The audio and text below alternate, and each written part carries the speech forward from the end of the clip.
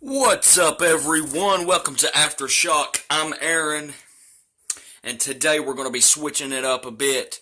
A couple weeks ago, I did the New Japan New Beginning in Sakura, or Sapporo. It was one of the two. Now, we've got New Japan Pro Wrestling New Beginning in Osaka. And before we start this video, I've got to apologize for the poor quality. You guys, I'm on an Android this time. Not sure how I could explain my situation with my phone and the way I do my notes for these reviews, so I apologize for the bad quality, but nonetheless, still gonna get it out to you guys. So, without further ado, the full results and my review of New Japan Pro Wrestling's New Beginning in Osaka, Japan. First, we have up Los Ingobernables. That's so hard for me to say. LIJ. I'm just going to say LIJ from here on out. Versus Taguchi Japan, which is Taguchi, Nakanishi, and Tanahashi for the Never Openweight 6-Man Championships. Taguchi came out dressed as LIJ, which was pretty cool. Sonata tied up Taguchi in a ball.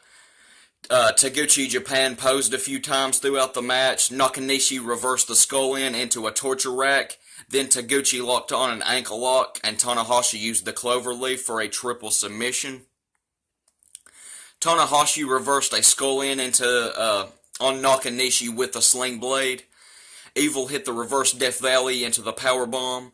Bushi sprayed the mist in Nakanishi's eyes, and LIJ win via a skull-in dragon sleeper from Sonata. Post-match, LIJ attacked Taguchi Japan, as expected. Come on, they're LIJ. Next, we have Suzuki-gun versus GBH versus Toru Yano and Tomohiro Ishii for the tag team titles. Osaka led to the ring via a dog collar. The fight starts early at the ramp. Yano done his comedy thing, tagging in the opposite teams. Gun takes Onma outside to fight. Osaka chokes Onma with a ring rope. GBH used the second rope headbutt into the German combo. Makabe no-sold an avalanche brainbuster, and Makabe and Ishii go at it. Love to see, always love every time Makabe and Ishii goes toe-to-toe, because both of those guys are just monsters. Both of those guys don't hold one inch back, and they're just beasts, both of them. Love seeing both of those tanks go at it. Davey Boy hit the Bulldog Bomb. Osaka pulled the ref in Onma's way, then cleaned house with a steel glove. Yano moved. Osaka hit Davey Boy with the steel glove. Yano and Ishii retained via two low blows from Yano and a roll-up. Next, we had an awesome match, you guys. This match was just awesome. These guys had a long-standing rivalry in CMLL, and they've now brought that to New Japan, and they've had a few matches in New Japan, and they killed it last year, you guys. They killed it. Dragon Lee versus Tomohiro. I'm sorry. Too many Japanese names. Dragon Lee versus Hiromu Takahashi for the Junior Heavyweight Championship.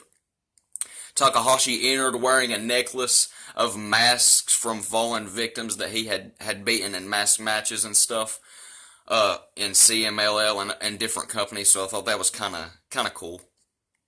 Fast pace from the start. Dragon Lee suicide dove out very early.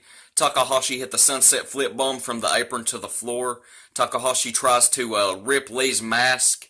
Lee hit the crazy rope jump hurricanrana to the floor and then dove over the top. Takahashi spider front suplex Lee from the top to the floor. Lee hit a standing Spanish fly for a near fall. Takahashi reversed the second rope jump hurricanrana into a powerbomb on the apron. Takahashi hit a back senton from the top to the floor on a standing Dragon Lee. Takahashi pulled the ref in front of Dragon Lee's drop kick. During a victory roll from the top, Lee's mask came off. He put it back on in a hurry. I honestly couldn't tell if that was worked or if that was a botch, but nonetheless, it came off. He put it back on in a hurry at the apron. Lee hit an orange crush bomb, which is actually one of my favorite moves. Takahashi reversed a powerbomb into a Canadian destroyer, then hit another one after a big head kick, and then Takahashi retains via the Death Valley driver into the corner, and then the time bomb. These guys put on a show. An awesome match. And I'm not sure, but I think these were this was one event, half and half in Sapporo, half in Osaka. So we had no IWGP Heavyweight title match here. The main event was actually Michael Elgin versus Tetsuya Naito for the IWGP Intercontinental title. Naito avoided the start with his tranquilo mindset, just building up the suspense, getting the heel heat, not wanting to get in the ring, not wanting to lock up. Just typical Naito, which is why he's my favorite superstar right now. Love the matches these two had. I think they've had 3 or 4 really good matches now.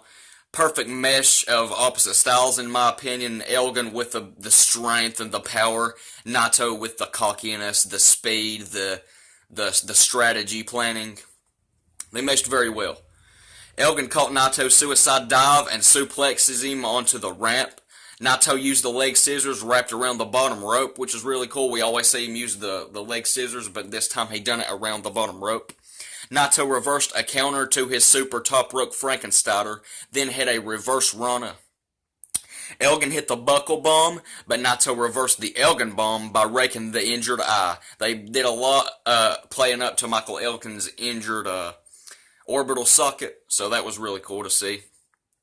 Naito hit Destino for a near fall. Elgin actually kicked out of Destino, which is, you don't see that very often. Then Elgin hit a Death Valley driver into the corner. Elgin hit a powerbomb on the apron, then one on the steel barricade. Naito kicked out of the Elgin bomb. So we've had each kicked out of the opposing finishing move. Naito reversed the torture rack into a modified Destino, then hit another modified Destino from the top rope. Then Naito retains via the original Destino in the middle of the ring. 1, 2, 3. Great match, great show, or great half of a show, I maybe should say. Not for sure on that one. I may have to fact check myself. But yeah, if you know me any at all, or if you've watched any of my reviews, you know that New Japan is by far my favorite promotion right now in the world. And I know a lot of people hate on New Japan's strong style or stiff style. They hate on the forearms. They hate on the headbutts. And I understand why. I do. We got to keep these guys safe in there. But on the other hand, promotions like WWE, I'm not bashing any promotion. Not trying to bash any promotion indirectly, because I'm a wrestling fan through and through. Although New Japan is my favorite, I'm still going to watch WWE every week. I'm still going to watch TNA/GFW every week. Still going to watch Ring of Honor every week. Lucha Underground every week. Still. I'm a wrestling fan. But WWE and GFW and Ring of Honor, even Ring of Honor at times, you guys, I know. The products just get so bland and boring, repetitive. They do the same things week in and week out. New Japan is just a change of pace for me. There's not a match in New Japan that is alike to me. There's not. That's why I like New Japan. But anyways, hope you guys have had an awesome day. Hope you guys have an awesome evening. Have an awesome tomorrow. Hell, have an awesome rest of your life. Because here on Aftershock, we fill the world with positivity. We like the smiles. We like the good thoughts. So yeah, hope everyone's having a great day. Hope everyone's got their smiles on today. Hope everyone's watching wrestling, and not, even though kayfabe's dead, we still got to show our love for these guys who are giving their all to entertain us. That's why I do this. Not for likes, not for subscribes, but because I love wrestling. That being said, if you want to, go ahead and super kick that like button, super kick that subscribe button, share it to your Facebook, Twitter, any other social media platforms, so maybe another wrestling fan can catch wind of me.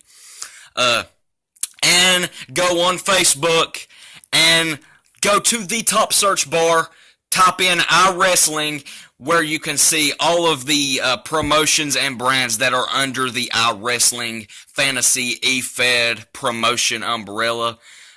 There's a lot of guys that I consider really great friends in there. There's a lot of talented speakers in there.